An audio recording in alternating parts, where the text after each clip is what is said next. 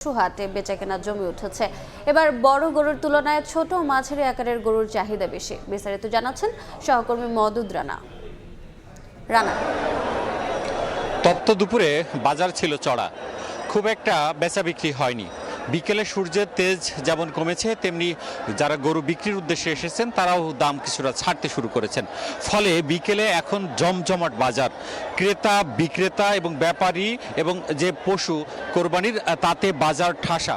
এক কথায় বলা চলে বাজারে খুব বেশি জায়গা নেই।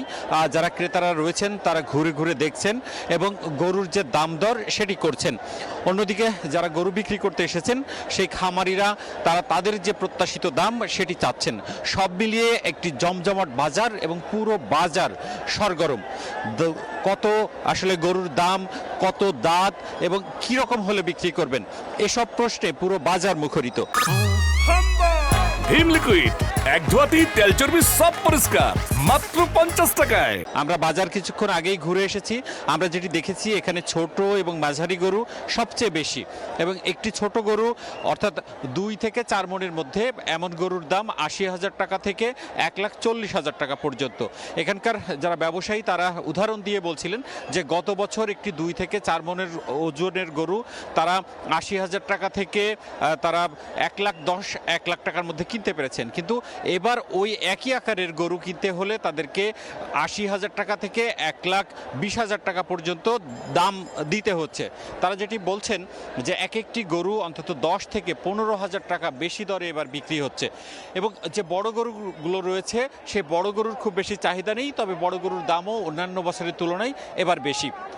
এবং এখানে যেটি বলছেন যে মাঝারি যে গরুগুলো রয়েছে 4 থেকে 6 মণ ওজনের, সেগুলো 1,40,000 টাকা থেকে 2 লাখ টাকার উপরে কেনাবেচা হচ্ছে, এবং যে বড় গরুগুলো রয়েছে 6 থেকে 8 মণ ওজনের সেগুলো 2 লাখ টাকা থেকে 3 লাখ টাকা দরে বিক্রি হচ্ছে।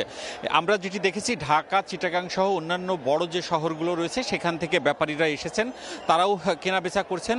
তারা যেটি বলছেন যে তারা অন্যান্য বছরগুলোতে যে দামে গরু কিনেছেন এই দামে আসলে তারা গরু কিনতে পারছেন না। অন্যদিকে যারা গরু বেচতে এসেছেন সেই খামারিরা যেটি বলছেন যে গত বছরের তুলনা অন্তত 30 ভাগ এখানে গোখাদ্যের দাম বেড়েছে, এবং তাদের যে মোটাতাজাকরণ ব্যয় সেটিও অনেকাংশে বেড়েছে।